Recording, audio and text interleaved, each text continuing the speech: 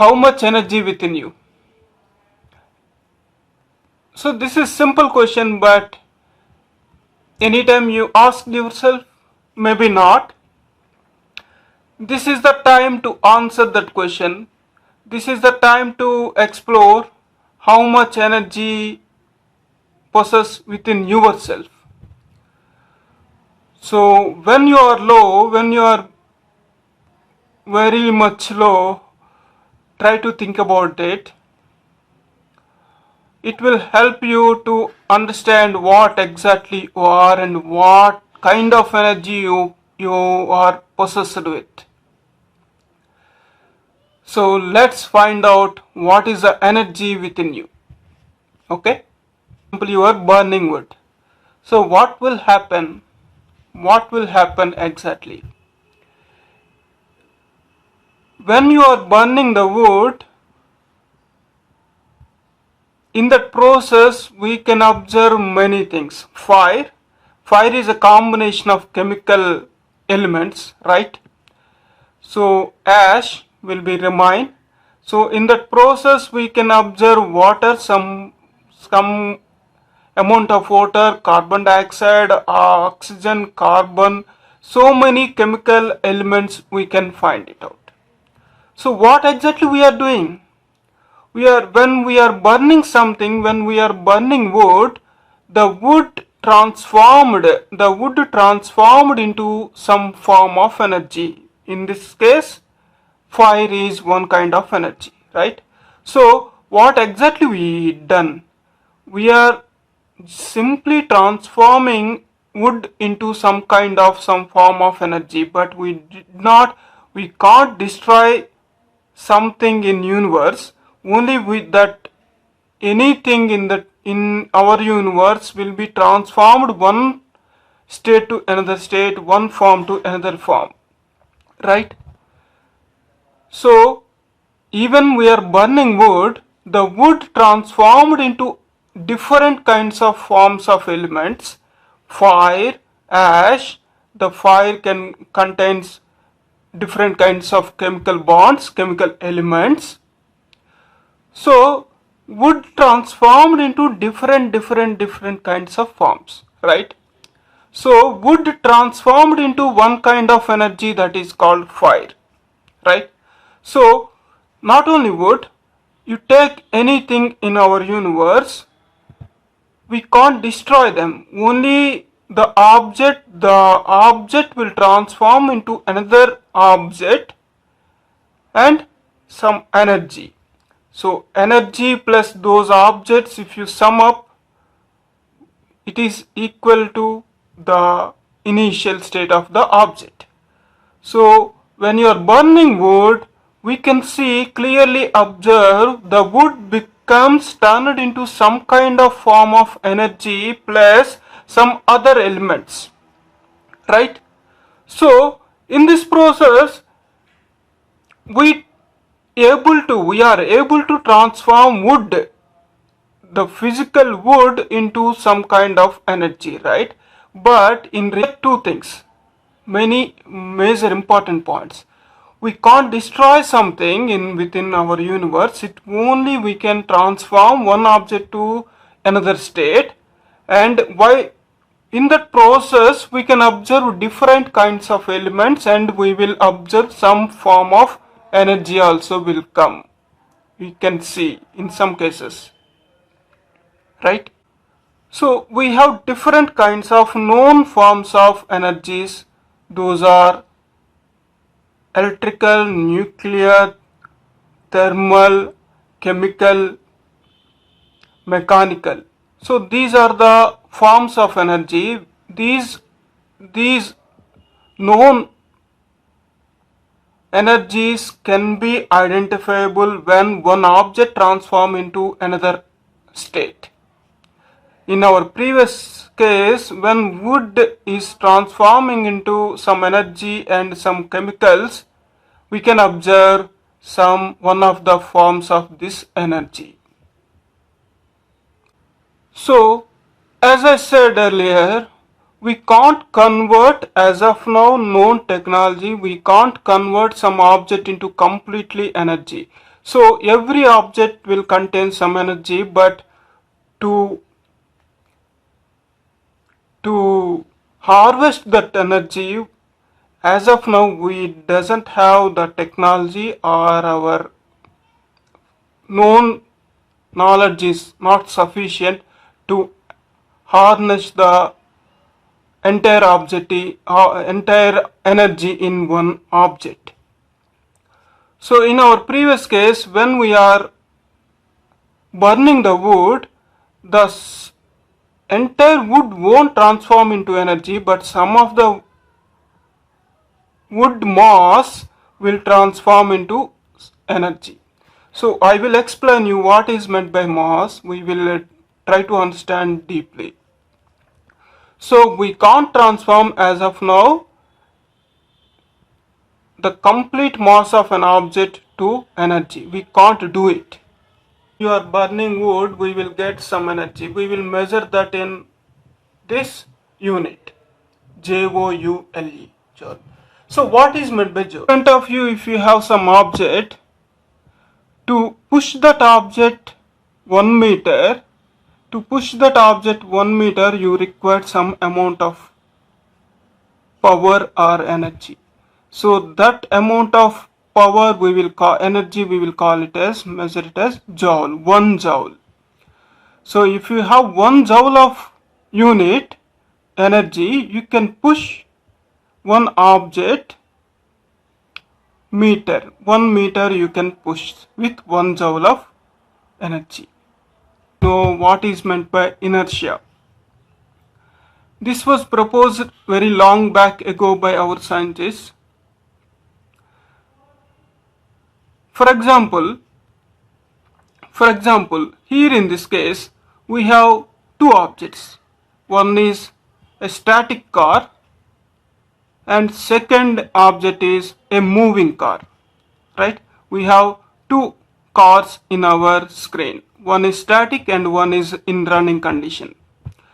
So to stop the car which is in running condition, while you are trying to stop the car which is in running condition, it will resist, right? It will resist to stop, because a object is in running condition, moving condition, it wants to move, it don't want to stop, it will resist to stop.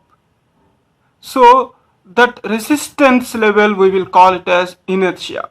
In the same way, when in this case we have one static car that is static at movement.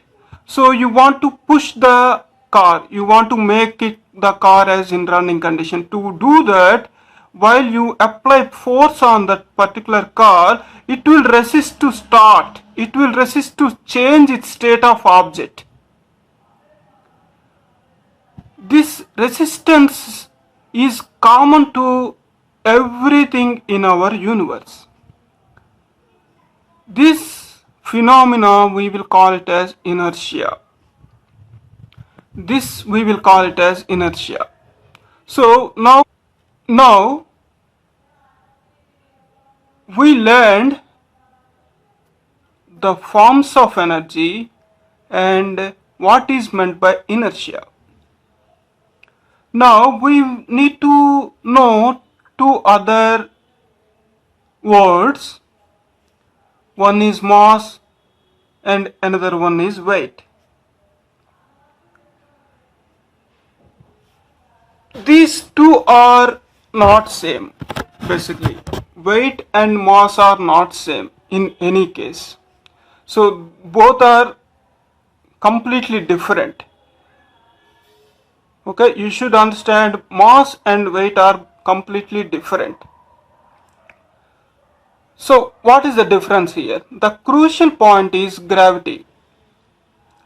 When you are saying something weight, W-E-I-G-H-T, weight, that means you are talking about gravity. That means when you are on earth, your weight will be something, and if you are staying on moon, then your weight will be less because there will be less gravity. Even if you are staying on top of the Himalayas, Everest mountain, then there will be less gravity, your weight will be different. But whereas in all these places, mass will be the same because mass is about inertia. The matter, the amount of matter in an object is called mass. But when you are talking about gravity, when you are talking about weight, weight related to gravity. That means if you are changing the place, the weight will vary. If you are on Earth, your weight will be, for example, 50 kilograms. If you are on Moon, the weight will be less. In the same way, when there is no gravity, your weight will be 0. But wherever you are, whichever the place, the mass will be always same. That is, the matter, amount of matter in you is same wherever you are. You are on Earth or Moon or in space, your volume and density is always will be the same. So the equations are like this, but I want you to understand the weight and mass are completely different concepts, different words. Those are not same. So now we learned the forms of energies and inertia and mass, weight. So when there is no gravity, then your weight will be 0, but your mass will be always same irrespective of the place where you are.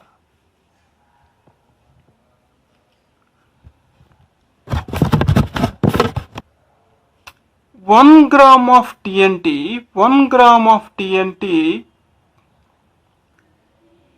is enough to produce 21.5 kilotons of explosion that destroyed Japan in World War, Nagasaki and Hiroshima.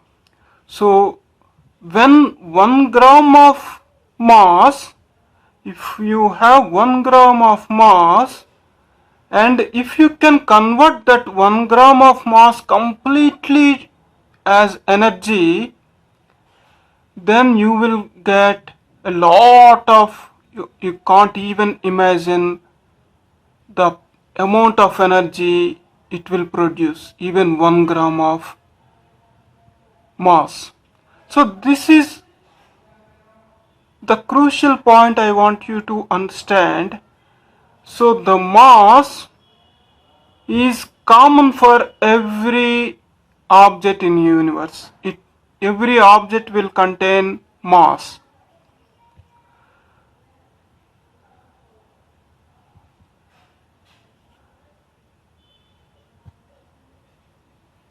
Normally, when some object is in moving condition, the mass will be more. The mass will be more when compared to a static object. If you take two clocks, one clock is without battery and another clock is with battery, that is working, that is moving. So if you compare these two clocks, the moving clock, the battery which is in working condition will have more mass, because that movement produced to move the needles, it requires kinetic energy. In the same way, when any object is accelerating in moving condition, the mass will increase. So to catch up the speed of light,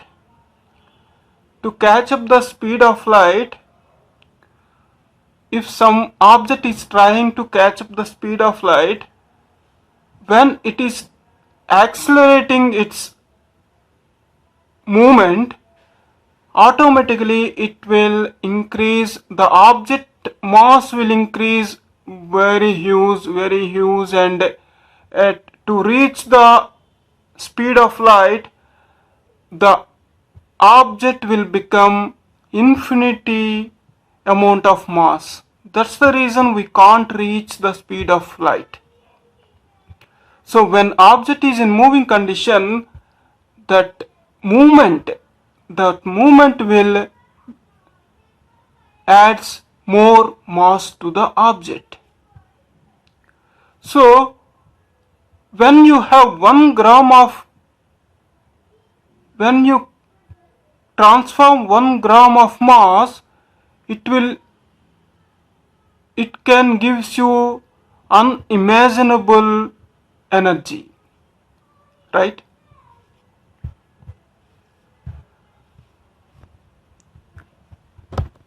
So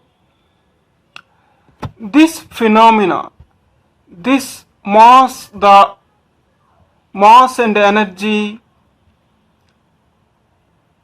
this how you can transform 1 gram mass to energy, and how I am saying is because of our great scientist Albert Einstein.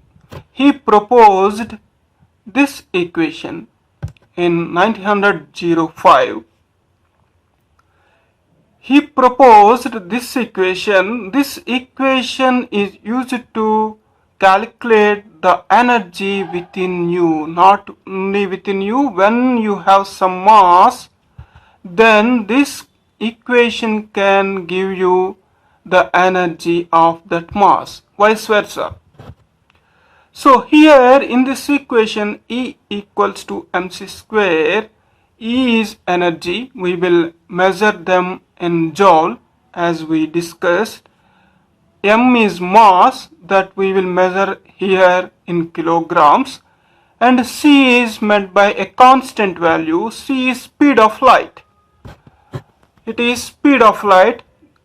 We need to multiply double the speed of light when you are utilizing this equation.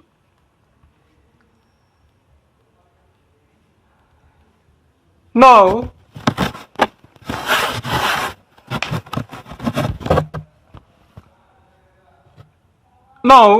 for example, this person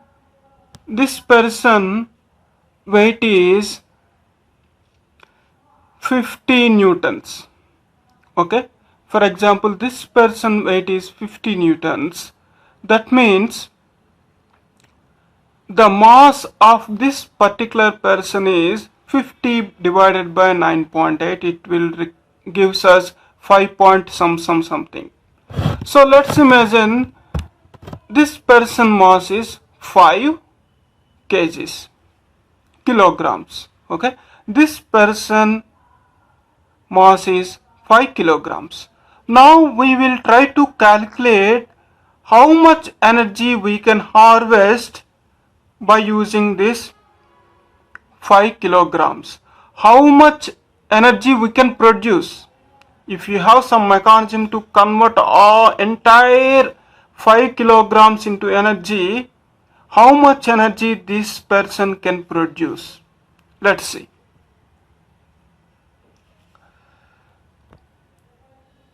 So when we replace E equals to, our mass is 5 kilograms multiplied by time square, speed of light double. So we got the result in joules, that is almost 4 billion, more than 4 billion joules of power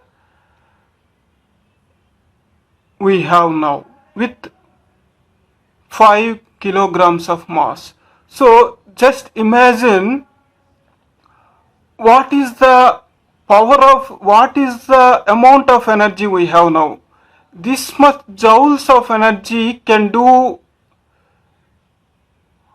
miracles. If you think in positive way, this amount of energy we can utilize to power up the lights to entire world, or we can destroy also. See, when one human contains 5 kilograms of mass, that person can produce 4 billions of energy approximately. If that person weight is 50 newtons, so this will applicable to every object in the universe, not only this person, me, yourself and rock. You take any object, every object will have some mass.